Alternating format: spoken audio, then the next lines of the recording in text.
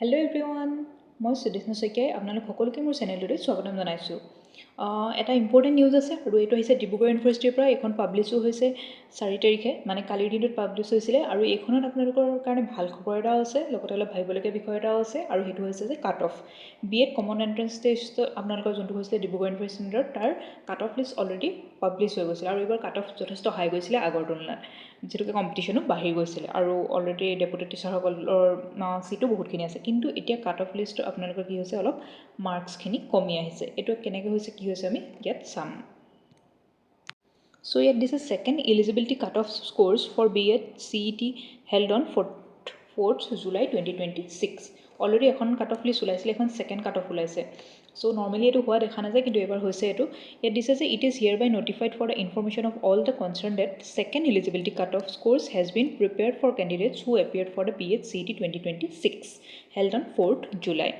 The cutoff for is admission for NCTA recognized BEd programs offered by the Dibrugarh University Department, affiliated colleges, institutes, Dibrugarh University for the academic session 26-27. এইটো academic ছেশ্যনৰ কাৰণে। আৰু কাট অফখিনি কি হৈছে, এতিয়া আপোনালোকৰ unreserved কেটেগৰীত 34, unreserved কেটেগৰীত 34, OBC MOBC কিমান হৈছে, 30 হৈ গৈছে, SCৰ হৈছে 25.25 আৰু ST প্লেইনছৰ হৈছে 28.75, ST হিলছৰ হৈছে 16। চ' আপোনালোকৰ কাৰণে এইটো ভাল নিউজ, কাৰণ কাৰোবাৰ যদি জাষ্ট ইমানটো ৰেঞ্জতে আছিলে, কাৰণ বহুতে টাৰ্গেট কৰি গৈছিলে যে 30 পাব লাগে বুলি।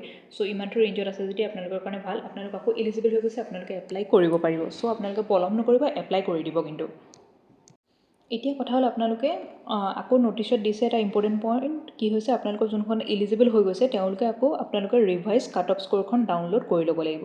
এতিয়া আপোনালোকে এপ্লাই কৰিবৰ টাইমত এই ৰিভাইজ কাট অফ স্ক'ৰখন এপ্লাই কৰিব লাগিব। এতিয়া মোক বহুতে মেছেজ দিছিলে যে বা ছেকেণ্ড কাট অফ লিষ্ট আহিলে, চ' আগৰখিনি ভেলিড নহ'ব নি? সেইটো নহয়, আগৰখিনি ভেলিড হ'ব। আপোনালোকে খালি যোনে এপ্লাই কৰিব পৰা নাছিলে তেওঁলোকেও এপ্লাই কৰিব পাৰিব, এলিজিবল হ'ব।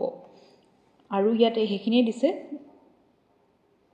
BEd CET স্ক'ৰ কাৰ্ডখন কেনেকৈ ডাউনলোড কৰিব লাগিব, সেইটো আপোনালোকে আগতে যেনেকৈ কৰিছিলে তেনেকৈ কৰিব পাৰিব।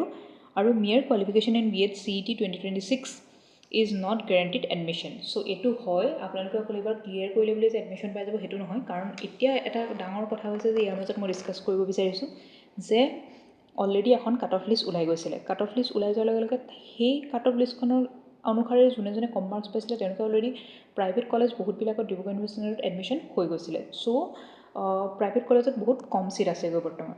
লগতে ডেপুটি টিচাৰসকলে যিহেতুকে এইবাৰ সংখ্যা বেছি আছিলে, চ' চৰকাৰী কলেজবিলাকতো ডেপুটি টিচাৰৰ সংখ্যা বাঢ়ি যোৱাৰ কাৰণে ফ্ৰেছ কেণ্ডিডেটৰ চিটবিলাক অলপ কম আছে। এতিয়া কথাটো কি হ'ল, বহুত হাই মাৰ্কছ পোৱাৰ কাৰণে অলৰেডি যোনসকলে ল'ব লাগিছিলে ল'লেই, মানে চৰকাৰী কলেজকেইখন বাকী আছে, বাকী প্ৰাইভেট কলেজবিলাকো ফিল আপ হৈ গৈছে অলৰেডি। চ' আপোনালোকৰ এইটো কাৰণে অকণমান অসুবিধা হ'ব পাৰে, সেইটো হয়। কিন্তু এইটো নহয় যে আপোনালোকে এপ্লাইয়ে নকৰিব, এপ্লাই কিন্তু কৰিব আপোনালোকে। কাৰণ যেনেকৈ নহওক ছেকেণ্ড কাট অফ লিষ্টখন ওলাইছে যদি কিবা এটা ভাবি চিন্তি নিশ্চয় দিছে তেওঁলোকে। চ' আপোনালোকে চাওক, আপোনালোকে ছাপ'জ কোনোবাই যদি 30 মাৰ্ক পালে, মই ধৰি লৈছোঁ OBC MOBC কেণ্ডিডেট। চ' আপোনালোকে তাত যদি 20+ পাইছে, 20+ কিবা এটা মাৰ্কছ পাইছে, তো আপোনালোকৰ টোটেল হ'ব 50+ মাৰ্কছ। ইমানটো মাৰ্কছত আপোনালোকৰ ফাৰ্ষ্ট কাট অফ লিষ্টত হয়তো ডিব্ৰুগড় ইউনিভাৰ্চিটিৰ এইবাৰ অহা চান্সটো অকণমান কিছুমানত কম থাকিব পাৰে, কিন্তু ছেকেণ্ড কাট অফ লিষ্টত হ'লেও হয়তো আহিব পাৰে নামটো। চ' আপোনালোকে এপ্লাই কৰিবলৈ নাপাহৰিব, আৰু এপ্লাই কৰিবই কৰিব, সেইটো মোৰ ৰিকমেণ্ডেশ্যন আপোনালোকে। আৰু বাকী আপোনালোকৰ টোটেল কাট অফ মানে কম্প'জিট স্ক'ৰ কিমান হৈছে মোক কমেণ্ট ছেকশ্যনত জনাবলৈ নাপাহৰিব। এনেধৰণৰ আপডেটবিলাক পাই থাকিবলৈ চেনেলটো ছাবস্ক্ৰাইব আৰু ভিডিঅ'টো লাইক কৰি যাবলৈ নাপাহৰিব। থেংক ইউ ফৰ ৱাচিং।